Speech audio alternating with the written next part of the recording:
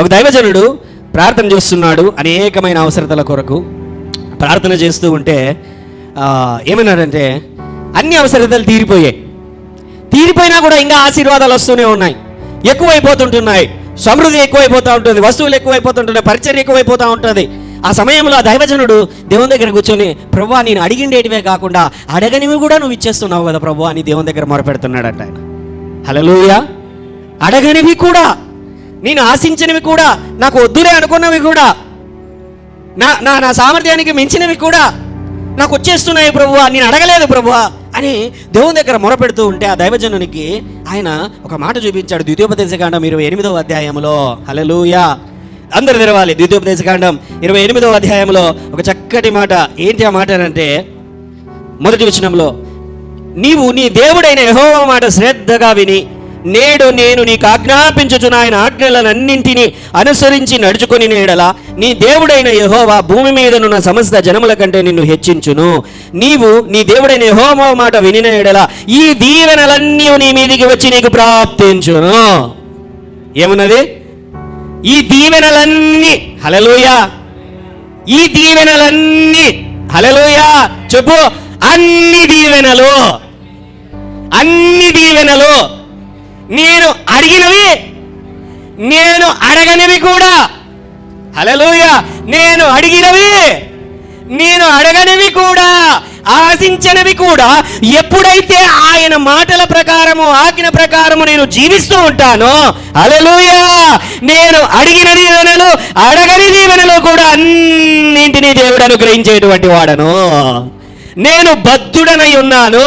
ఎందుకు ఇచ్చావు ప్రభువా నేనంటే, ఏ లేదు, నీతో నాకు ఒక నిబంధన ఉంది. ఆ నిబంధనను బట్టి నువ్వు నా మాటల ప్రకారం నడిచిన ఎడలా, నా ఆజ్ఞల ప్రకారం లోబడిన ఎడలా, నీ యొక్క బ్రతుకులో మార్పును, ఫలభరితమైన జీవితమును కొరకు నువ్వు ప్రయాసపడిన ఎడలా, నీవు నీ యొక్క పరిశుద్ధత కొరకు నువ్వు తాపత్రయపడిన, పవిత్రత కొరకు దేవునికి నీ యొక్క శరీరమును, ప్రాణమును, దేహమును, నీ యొక్క మనస్సును అప్పగించుకున్న ఎడలా, దేవుని రాజ్యములను ముందుకు వెళుతూ ఉంటున్న ఎడలా, అన్ని దీవెనలు నీ జీవితం మీదకి వచ్చి నీకు సంప్రాప్తమవుతాయి.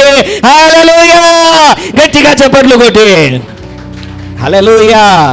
అవునా కాదా అండి? దేవుడు ఏమంటున్నాడు? ఆ వాక్యం చూపించా దైవజనునికి. ఈ వాక్యం ముందు చూసావా? ఈ దీవెనలన్నీ, ఈ దీవెనలు నువ్వు మర్చిపోయావు కానీ నా నిబంధన మర్చిపోదు.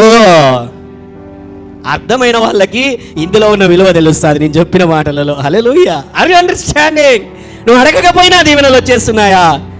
నువ్వు దేవుని యొక్క మార్గంలో నడుచుచున్నావు. Amen. That is what the covenant is. దేవుని యొక్క నిబంధన నీ యొక్క జీవితంలో గొప్ప ఆశీర్వాదాలను అది వెంట పెట్టుకొని వస్తుంది, ముందుకు నడిపిస్తుంది. హల్లెలూయా.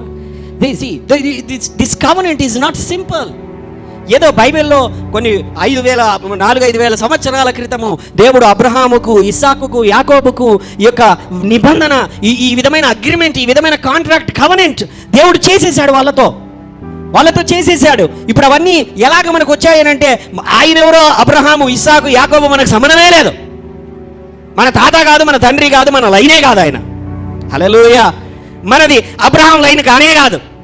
అబ్రహాం సంతానంలో పుట్టలేదు మనము. కానీ ఎవరికి వాగ్దానం చేశాడు? ఇది అబ్రహాముకి, ఇస్సాకుకి, యాకోబుకి. హల్లెలూయా. మనది అన్ని జనుల లైను. మనది ఏది? మంది ఏ లైను? హల్లెలూయా. ఏ లైన్ అండి మంది? ఏ లైన్ మంది? మంది అబ్రహాం లైన్ కాదు. ఇంకొక మాటలో చెప్పాలంటే మంది ఆదాం లైన్. ఏ లైన్ మంది? ఎవరో ఎక్కడో ఆర్యులు అంటారు కొంతమంది, లేకపోతే రాజులు అంటారు, లేకపోతే వాళ్ళు అంటారు, ఆఫ్రికా అంటారు, అమెరికా అంటారు. ఎక్కడి నుంచి వచ్చినామో ఇంతవరకు చరిత్రలో సరైన ఆధారాలు లేవు. హల్లెలూయా. ఇంకొక సింపుల్ మాటలు అర్థం కావాలనుకుంటే మన ఆదాము లైన్. హల్లెలూయా. ఆదాము లైన్లో ఉన్నదల్లా కూడా ఏంటి అని అంటే శాపమే. ఆదాము లైన్లో ఏముంది?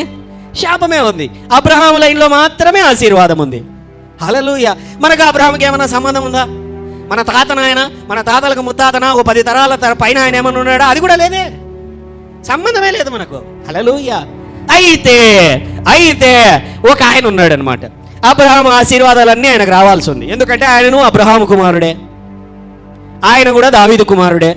కాబట్టి ఆ ఆశీర్వాదాలన్నీ కూడా ఏం చేశాడంటే ఆ లైన్లో యేసయ్య దగ్గరికి వచ్చి ఆగాయి.